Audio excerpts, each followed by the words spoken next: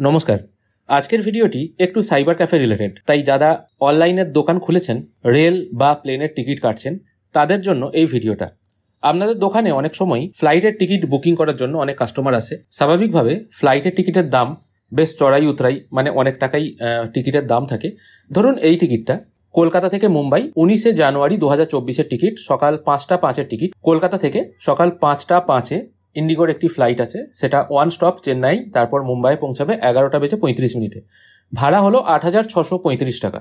আপনি কাস্টমারকে হয়তো 8,635 টাকার একটি টিকিট কেটে দিলেন আপনার অ্যাকাউন্ট থেকে। এবার আপনি স্বাভাবিকভাবে ব্যবসা যেহেতু করতে বসেছেন, নিশ্চয়ই কিছু টাকা লাভ তো রাখবেনই।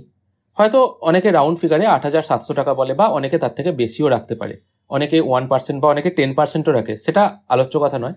8,635 টাকার টিকিটটি কাটার পর কাস্টমারকে আপনি যখন দেবেন হাতে, এবং 60 টাকা 50 টাকা কি 35 টাকা যা হোক আপনার পছন্দ মতো চার্জ করবেন, তখনই কিন্তু কাস্টমার অনেক ক্ষেত্রে, সবার ক্ষেত্রে বলছি না, অনেক ক্ষেত্রে একটুখানি ভুরু কুচকে বলেন, কিসের জন্য এক্সট্রা টাকা? তুমি তো সাইবার ক্যাফে খুলেছো, তুমি তো টিকিট কাটার জন্য কমিশন পাচ্ছ, আমি কেন এক্সট্রা টাকা দেবো? এই রকমের সমস্যায় আপনারা হয়তো অনেকেই পড়েছেন বা পড়তে পারেন। সেই জন্য এই মেক মাই ট্রিপ, গো আইবিবো, এই সমস্ত ওয়েবসাইট থেকে আপনারা নিজেদের প্রয়োজনে টিকিট ইউজ করতে পারেন। কিন্তু আপনি যখনই সেই টিকিটটা সেল করবেন, প্রথমত এই টিকিটগুলো সেল করা যায় না। তাও তো দেখুন, যাদের পোর্টাল নেই নির্দিষ্ট কোনো, তারা তো এই পোর্টালগুলো ইউজ করেই টিকিট সেল করে। সেক্ষেত্রে যখনই আপনি একটু বেশি টাকা চার্জ করবেন, তখন কিন্তু কাস্টমার সেটা দিতে রাজি হয় না। আমার ক্ষেত্রেই হয়েছিল, একটা রাশিয়ার টিকিট ছিল প্রায় 44,000 টাকার মতো। আমি যখন তার কাছ থেকে এক্সট্রা কিছু টাকা চার্জ করছি, তখন কিন্তু সে দিতে রাজি হচ্ছিল না। কিন্তু 44,000 টাকাটা তার কাছে কিছুই নয় এরকম মনে হচ্ছিল, কিন্তু আমাকে 200 টাকা কিংবা 300 টাকা দিতে তার কিন্তু খুবই গায়ে লাগছিল। সেটা যেন মনে হচ্ছিল তার অতিরিক্ত চার্জ। বারবার বলছিল কিছু টাকা অ্যাডজাস্ট করতে 100-200 টাকার মধ্যে। স্বাভাবিকভাবে 44,000 টাকার মানি ট্রান্সফার করলে আমি 440 টাকা তার কাছ থেকে চার্জ করতে পারতাম, কিন্তু 44,000 টাকার আমি একটা টিকিট বিক্রি করে আমি 100 টাকা কি করে নিই, এরকম একটি ব্যাপার চলে আসে।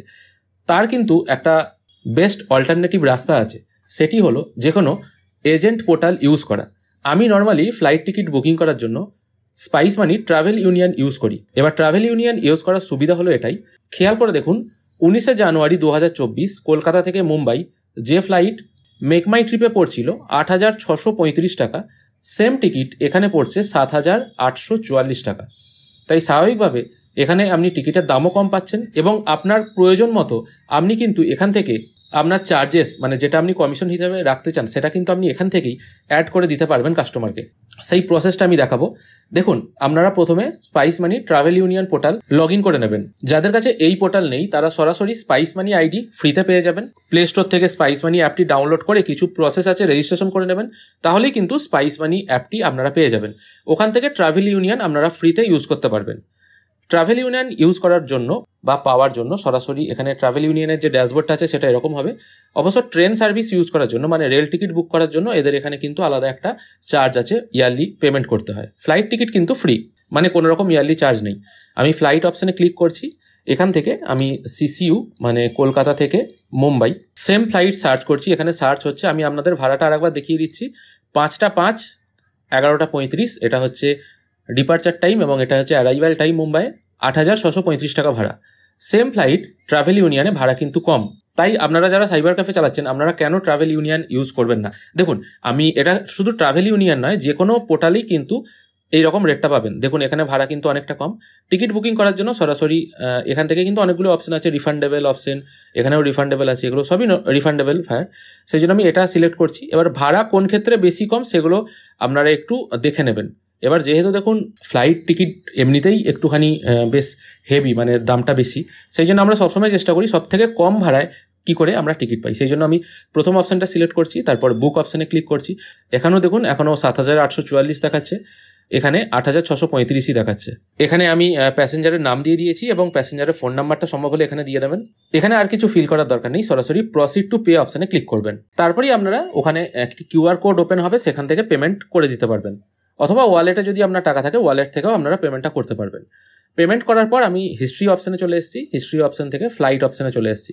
এখানে দেখুন টিকিট বুক হয়ে গেছে, এবং পিএনআর নাম্বারও জেনারেট হয়ে গেছে। যেহেতু ফ্লাইটের ফায়ার একটু ফ্ল্যাকচুয়েশন হয়, সেই জন্য টিকিট বুকিং করার সময় ভাড়া এলো 7,810 টাকা। সেটা অসুবিধা নেই, তাও কিন্তু 8,635 টাকার থেকে অনেকটাই কম। এরপর আপনি এখানে কমিশন কি করে অ্যাড করবেন, সেই জন্য বুকিং স্ট্যাটাসের নিচে টিকিটেড বলে একটি অপশন আছে, এটির ওপর একবার ক্লিক করবেন। এখানে ক্লিক করার পর view ticket, add markup, edit ticket এই অপশনটার উপর ক্লিক করবেন আপনার নিজের কমিশন কত টাকা রাখতে চান সেটা অ্যাড করার জন্য।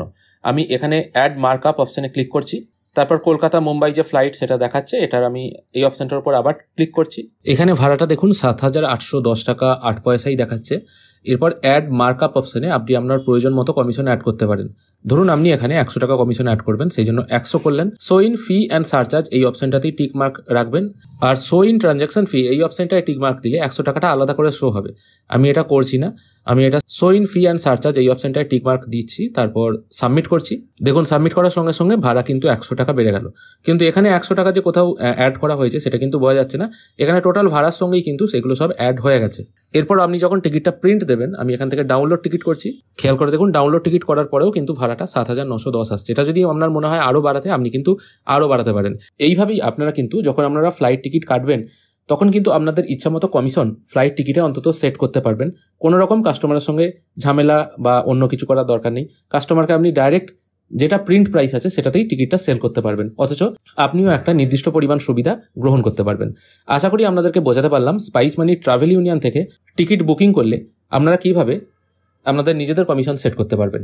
ভিডিও দেখে কেমন লাগলো জানাবেন। যদি হেল্পফুল মনে হয় অবশ্যই একটি লাইক করবেন। আর ভিডিও দেখার জন্য অসংখ্য ধন্যবাদ। ভালো থাকবেন।